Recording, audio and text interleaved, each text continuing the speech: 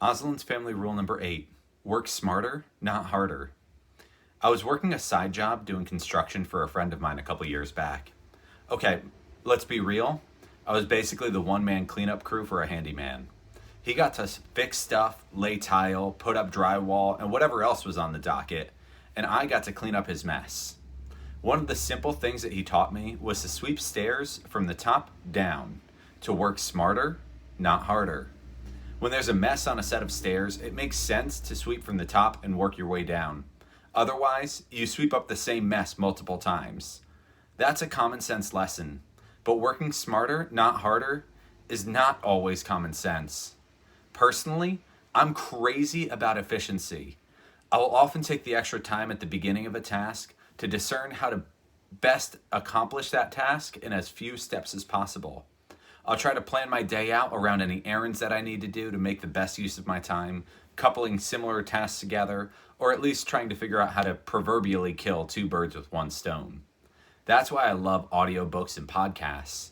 I can learn something while I'm doing the dishes, or mowing the lawn, driving, or even wrestling a fussy toddler to sleep.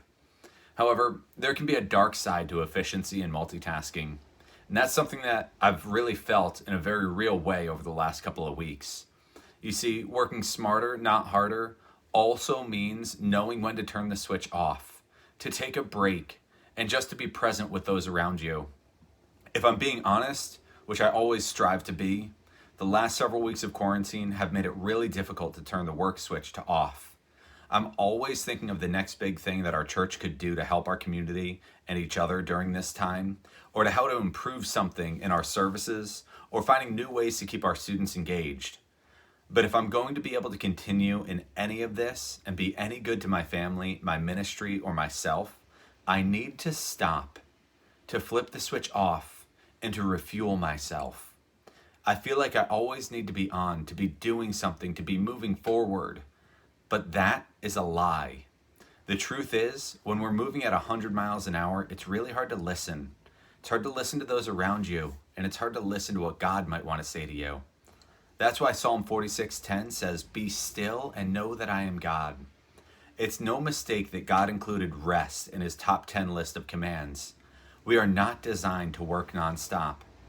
In this season, where so many of us have now become principal, teacher, housekeeper, chef, maid, and we're also trying to figure out how to adapt our daily jobs into a virtual environment, it's easy to overwork, especially when we don't have those daily rhythmic cues built into our lives to tell us something as simple as what day it is.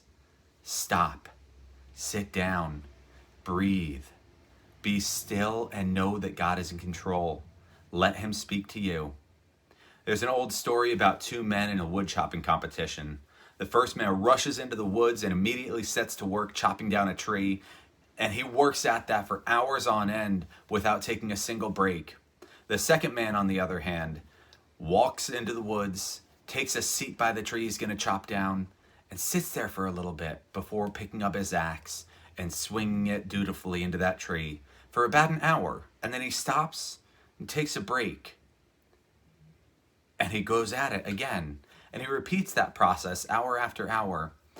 And of course, at the beginning, the first man overtakes the second and has a commanding lead.